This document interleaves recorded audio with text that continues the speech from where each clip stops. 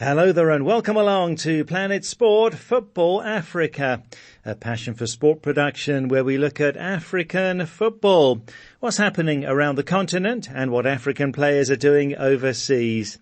And I'm Steve Vickers in Harare, Zimbabwe, joined by Ida Waringa and by Stuart on the show. And this week we talk about the qualifiers for the 2023 Africa Cup of Nations with Algeria, Senegal and South Africa among the teams qualifying with 2 games to spare, and with Namibia causing a huge upset with a win over Cameroon. And we speak to the highly sought-after Nigeria forward Terem Moffi, who decided to stay in France instead of moving to the English Premier League. I know what I wanted and I thought Nice was the best for me because that project was quite good. They sold the project well to me. That's coming later, and also we hear from Liberia captain William Jebbor on their Africa Cup of Nations qualifying exit, and Stuart looks at the Africans still in the Uefa Champions League. Well, first then, it was an exciting week of qualifiers for the 2023 Africa Cup of Nations, with the 3rd and 4th rounds of group games being played, and with Morocco, Algeria, Senegal, South Africa, Tunisia and Burkina Faso all qualifying, while Liberia went out along with Sao Tome and Madagascar. Egypt beat Malawi 2-0 and 4-0, Mohamed Salah scoring in both games. They look very likely to progress from Group D along with Guinea, who beat Ethiopia home and away, Naby Keita scoring in the away game for Guinea. And the standout results have to be Guinea-Bissau winning 1-0 away to Nigeria, a massive shock, and Namibia beating Cameroon 2-1. This was a home fixture for Namibia, but it was played in South Africa as Namibia don't have an approved stadium. Namibia are almost certain to qualify for the finals. Also among the big results, the Gambia beat Mali 1-0 in a game played in Morocco. Well, some notable upsets there, Ida. Certainly, Steve, and some of those giants then avenged those upsets, as we saw later with the likes of Nigeria. And let me start with the Super Eagles, actually, because that shock first leg loss to Guinea-Bissau, well, it was their first home loss in 6 years in the Africa Cup of Nations qualifiers. Super Eagles boss Pesero, well, he blamed it on luck. He said that Nigeria was simply unlucky not to utilize the many chances they created. Well, whether it was bad luck or not, the Brazilian must have felt effects of the criticism because he definitely changed things up in the second leg, and he made 5 changes to his starting lineup. So look, it wasn't pretty, but it got things done. You know, it was a 1-0 win and it put them back on top of Group A. Now, another shocker was Namibia beating Cameroon, as you've said there, Steve. And I want to focus on Namibia's Peter Shalulile because his goal against the indomitable Lions, well, that was his 3rd in this current AFCON qualifying campaign. And that put him just 2 short of Victor Osimhen and Sadio Mane. You see, Shalulile has brought his amazing form in the PSL to the continental stage, and it's a thing of beauty, Steve. He's currently the lead scorer in the PSL, where he plays for Mamelodi Sundowns. Now, he's got 11 goals there. And it's great to hear his name mentioned alongside such high-profile players like Sadio Mane. But look, it will be Namibia's 4th AFCON qualification. Now, they played in 2019 and they exited in the group stage, but I think that this is how a nation improves, you know, slowly. Regular participation in a competition that they can actually build on. Look, Steve, very few teams will follow the route that, say, a Madagascar did, you know, going all the way to the quarters in a maiden event. But this gradual, slow build-up, well, it does seem more realistic and more tenable. Yeah, sure. And Peter Shalulile, an absolute Namibia legend, of the country's all-time top goal scorer. Well, Liberia is still looking for a third Africa Cup of Nations qualification. They played at the finals in 1996 and in 2002, and it's a long wait for them. They came from 2-0 down to draw 2-2 away to South Africa last week on Friday, but then lost 2-1 at home in Monrovia to Bafana Bafana, meaning they cannot qualify for the finals in Ivory Coast. Here's the Liberia captain, William Jebbor, audio from the South Africa Football Association. I can say that if anyone know my history, I never give up. And I know my team will not give up. With 3 occasions, we tried and we reached to this stage and it didn't happen. But we will come back stronger. We will do it again. We'll keep going until we will get the needed result and the objective for which we want to represent Liberia. We will make it happen by the grace of God. It's something hard whenever you anticipate something and you want to have a result and you always keep climbing and you reach to the edge and you can't get over. It's something disheartening for everyone. The players came with everything. And it's not easy, when you're trying to, as a country, to excel. And every time you reach to the peak and then you slip a little bit. But we all know the history of this country. We never gave up. We are people who went through a lot of tough time, and we keep coming back all the time. I'm proud of the Liberian people. I'm proud of the coach, the players, and everybody. We will not give up. We'll come back and we will fight and we will qualify for the African Cup next time. We'll work hard, we'll come back, we'll qualify. Because this feeling is not something that is easy to endure, but we will come back, I promise, by the grace of God. So great disappointment for Liberia. That's their captain, William Jebbor, that audio from the South Africa Football Association. And Ida, what else stood out for you in these qualifiers? Well, good to see some of the big names getting on the sheets there. Salah, well, he scored for Egypt. Mahrez, he got an assist as Algeria continued their 100% record.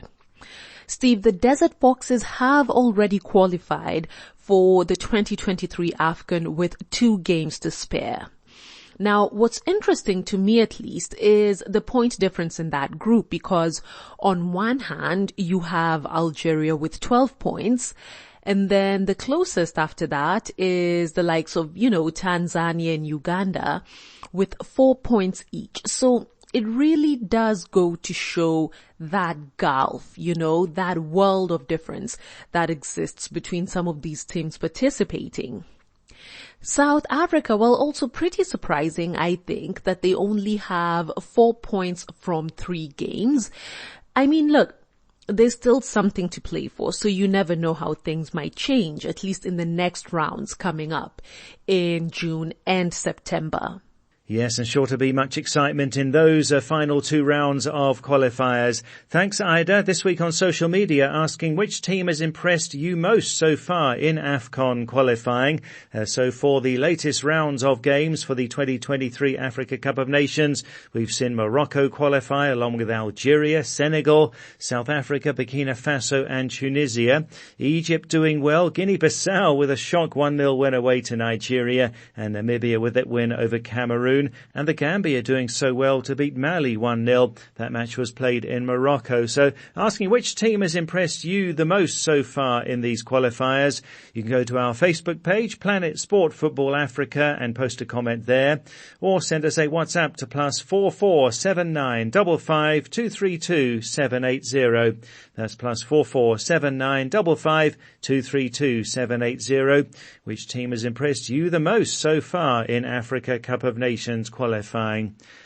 And the dates for the Africa Cup of Nations finals in Ivory Coast have been announced by the Confederation of African Football. The tournament will kick off on the 13th of January next year, running up to the 11th of February. Still called the 2023 Africa Cup of Nations, but being played in early 2024. Well, next here on Planet Sport Football Africa, brought to you by Passion for Sport, to our interview with Nigeria and Nice forward Terem Moffi, who featured in the recent AFCON qualifiers for the Super Eagles. Now, Moffi impressed in France with Lorient last season and attracted interest from English Premier League clubs Everton, West Ham, Bournemouth and Southampton. But he chose to stay in French football by joining Nice, and he has 15 goals so far this season. He's in 6th place on the top goal scorers chart. Well, the big striker Moffi spoke to Planet Sport Football Africa's Oluwashina Okeleji about his football and also how his faith guided him in his decision to remain in France. He first talked about why he chose to stay there. Obviously, I had some good offers from different clubs, the Premier League, Serie A, and obviously the La Liga, but I felt like my mind was made up on staying in the League One. So I know everyone wanted me to go to like the bigger leagues, but I know what I wanted, and I thought Nice was the best for me because that project was quite good. They sold the project well to me, and I felt like this was what I needed. And of course, it was not a smooth start for you. A lot of people were like, Terem probably left his boots in Lorient and didn't bring them to Nice. But as soon as you were settled, you were all scoring goals again. How has it been settling in Nice? I mean, I know the first couple of games were not as smooth as I wanted. I mean, but that's football. A few players will go to a new club and hit it running. So I just had to stay positive and wait for my moment. And obviously my moment came, and we're still doing what we do. Have you missed your colleagues at Lorient? Honestly, every day I think about them, to be fair, because these are people who I spent 2.5 years with. I know them, they know me. We're a family, so it's like leaving your family, going to a new family. You're obviously going to think about them. So yeah, I miss them a lot. When you look at the Ligue 1 scorers charts, you see your name alongside the likes of Kylian Mbappe, other fantastic players. Folani Balogun, just like you, has broken into that, that chart. How does that make you feel when you know, obviously, that your scoring boots, your scoring goals is making you a big name in French football? In my opinion, I feel like there's still work to be done. Because obviously I'm up there, but yeah, I want to be even higher. So there's still work to be done. I can't sit down and be singing praises to myself or looking at the chart and be happy. So I feel like I still have a lot of work to do. Have you had friends or family who said, Terem, that was a mistake, you should have gone to the Premier League. What are you going to do in French League?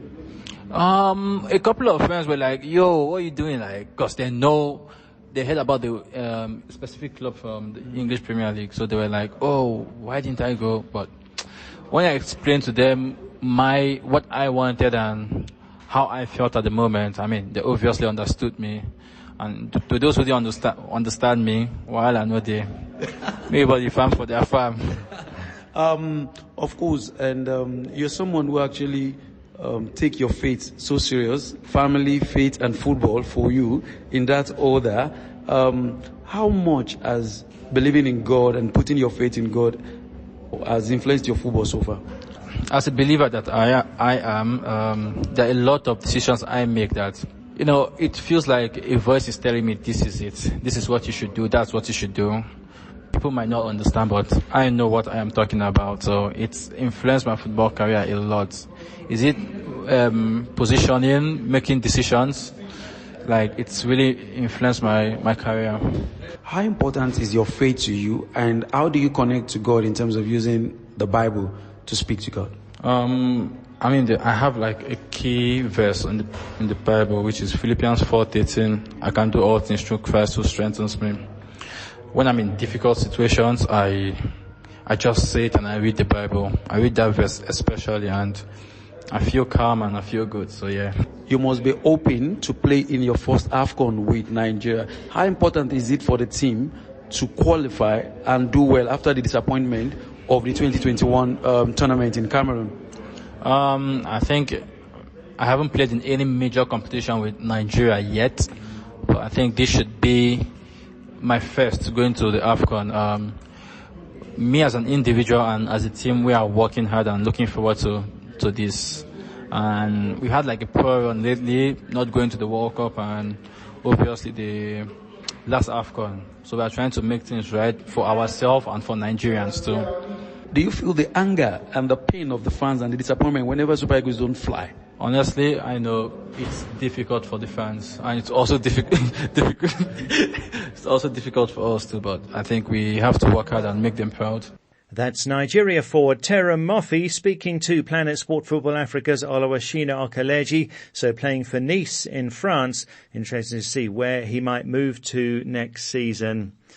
Well, this is Planet Sport Football Africa, brought to you by Passion for Sport, and as well as the Africa Cup of Nations qualifiers, the final round of qualifiers for the Under-23 Africa Cup of Nations were on this past week or so. Finals taking place in Morocco in June and July, and the top 3 teams there qualify for the 2024 Paris Olympics. So making it to the finals, Morocco the hosts, Egypt the holders, also Gabon and Ghana, Mali qualified for a 3rd time, and debut appearances for Congo-Brazzaville, for Guinea and for Niger, who continue their good results at youth level. So Nigeria missed out. They lost 2-0 to Guinea on aggregate. Disappointing for Zambia, losing 2-0 to Egypt on aggregate, with a 0-0 home draw in Douala in the second leg. Congo-Brazzaville did well to knock out South Africa on away goals. They drew 1-1 in Johannesburg and 0-0 in Brazzaville. Ghana knocked out Algeria 2-1 on aggregate. Gabon beat Cameroon on penalties after it ended 1-1 on aggregate. And a very notable result was Senegal losing 4-3 to Mali. Senegal won the first leg 3-1 and then Mali took the second leg 3-0. So now Senegal's absolute dominance of African titles has been halted. Remember, they are the reigning senior Africa Cup of Nations champions, the Under-20 Africa Cup of Nations champions. They're the Chan champions, and also they hold the title in the AFCON Beach Soccer Championships. All of those titles in the past year or so, but they won't be able to extend that for now. Well, this is Planet Sport Football Africa, brought to you by Passion for Sport. Still to come, Stuart on the plans for a regulator for English football and how that could give more power to the fans. You can follow us on Twitter at Planet Sport FA, and you can download our app and listen to the show anytime and access past programs in our archive. To download the app, go to the Play Store or the Apple iTunes App Store and enter Planet Sport Football Africa. And our website is planetsport.tv, and there on our website you can read our blog, Are We Expecting Too Much of the VAR? That's on our website, planetsport.tv, and you find that in the blog section. Let's go to social media now, and last week we asked her, was it fair for Crystal Palace to fire manager Patrick Vieira? There were mixed reactions after the decision, which came after a 12-match winless run. Palace haven't won a single game this year and are now 3 points above the relegation zone. But some feel that Vieira was judged more harshly as one of the few black managers at the top level. So we asked, what do you think? Was it fair for Palace to fire him? We start in Uganda with Michael Elemi, who says it wasn't fair to sack Vieira. The reason being that Crystal Palace are an average team, which are just there to hold their position in the league, considering the players that they have, says Michael.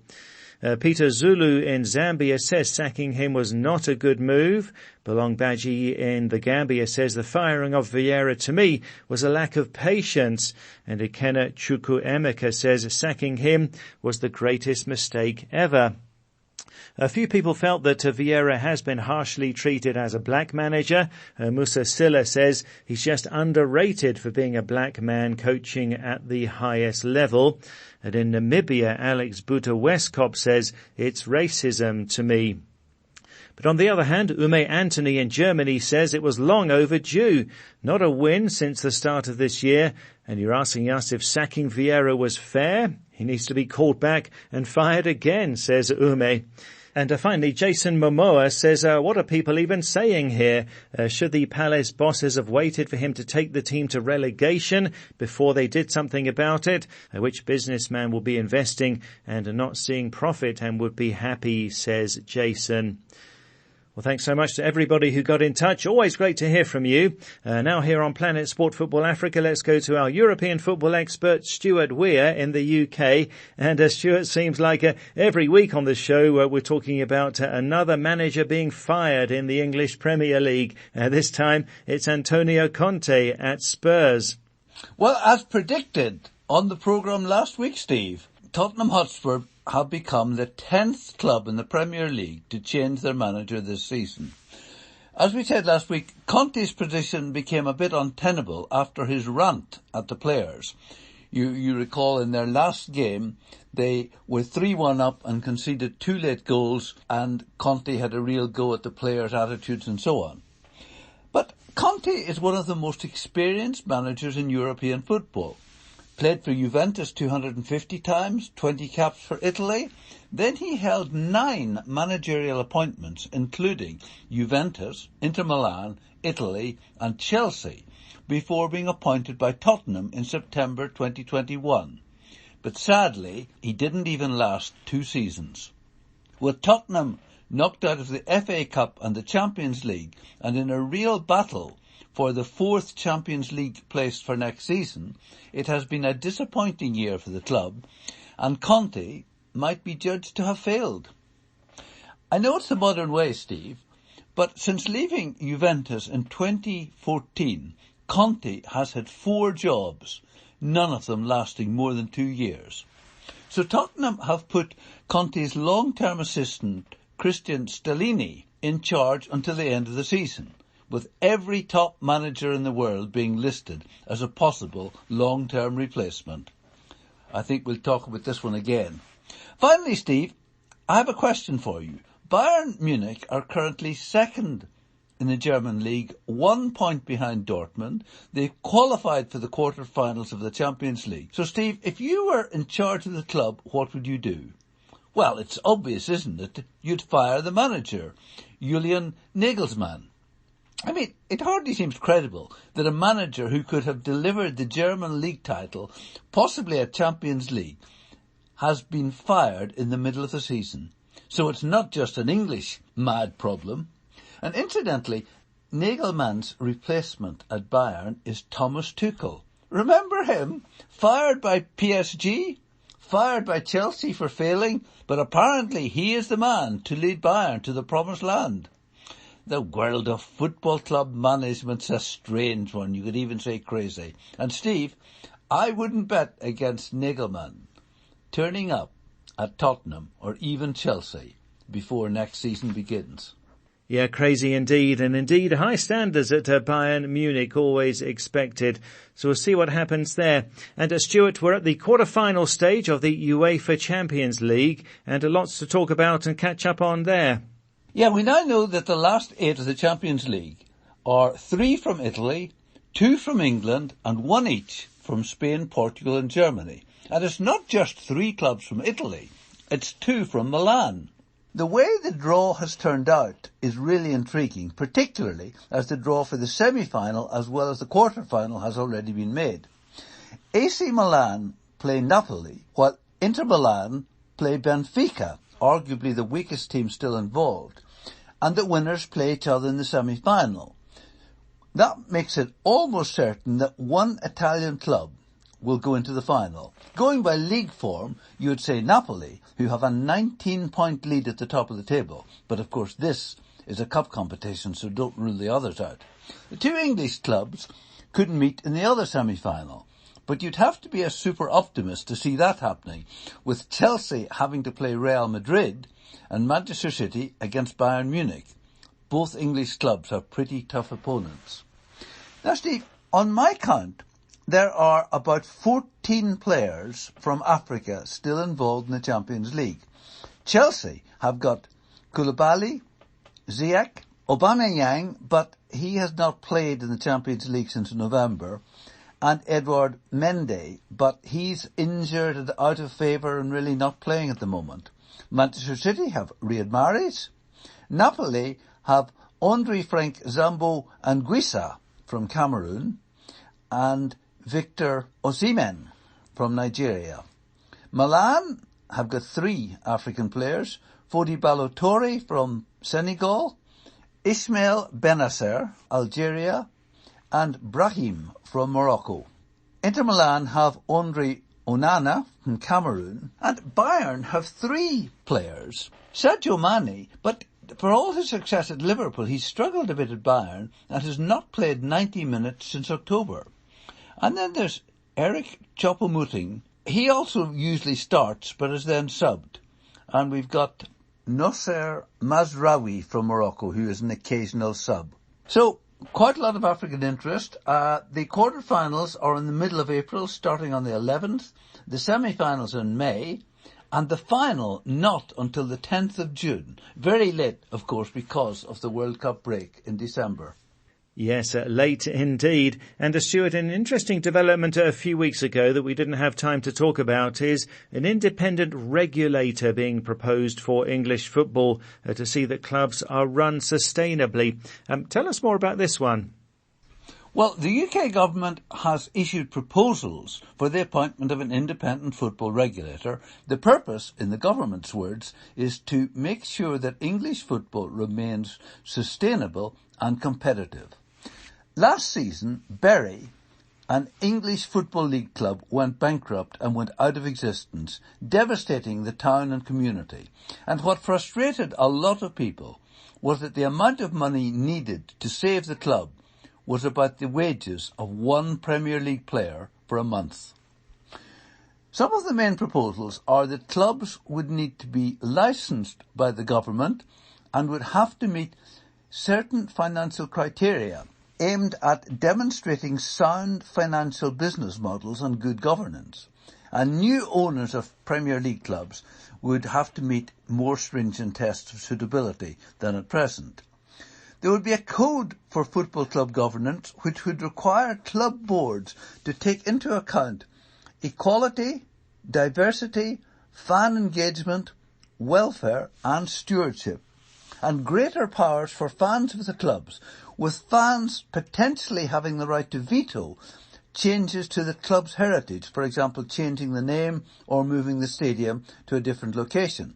And actually, I read a report that the new Chelsea American owners want to build a new stadium in a different part of London.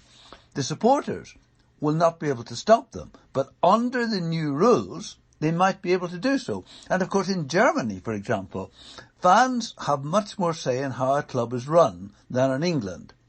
So a move in that direction would be very welcome. I mean, take the Glazers, owners of Manchester United. They're often heavily criticised for treating the club as a business, wanting to make money out of it, and not caring a great deal about what happens on the field. The regulator would also, controversially, have the right to stop clubs joining breakaway competitions, such as the ill-fated proposed European Super League. And also the proportion of the Premier League's TV income, which is shared with the lower divisions of English football, the Championship and below, would increase. FIFA, interestingly, has responded to the government announcement by saying that they will not allow any political interference in football. And we have to stress that at this stage this is just a proposal. It has not yet gone through Parliament. But I think it's fair to say that there's been a very cautious welcome from fans for the government proposals and particularly giving them more power. Well, very interesting. We'll see how this one develops. I'm sure many fans will be in favour of this regulator for English football. So after the international break last weekend, back to the English Premier League and Man City Liverpool on Saturday, the big game, Stuart. That is the big game, but of course you don't quite know how good Liverpool are at the moment because they've been a bit up and down. But really big game, and particularly with Arsenal at home to Leeds, where they should win that, it's important for Manchester City to get a win to keep their momentum going. And a big question, of course, is some players will have played 2 competitive games for their country, and they may come back tired or with an injury. Then another intriguing game at the top is Newcastle United at home to Manchester United, both fighting for 3rd or 4th place and the Champions League qualification, a vital game for both clubs. And then at the bottom, we've got Crystal Palace at home to Leicester, Nottingham Forest at home to Wolves, West Ham playing Southampton, with all 6 clubs desperate for points for survival. Indeed, should be an exciting weekend in the English Premier League. I'm looking forward to the Man City-Liverpool match on Saturday. Well, thanks a lot, Stuart. That's it for the show for this week. So from me, Steve Vickers in Harare, from Ida Waringa and from Stuart Weir, thanks a lot for listening. And Planet Sport Football Africa is a passion for sport production.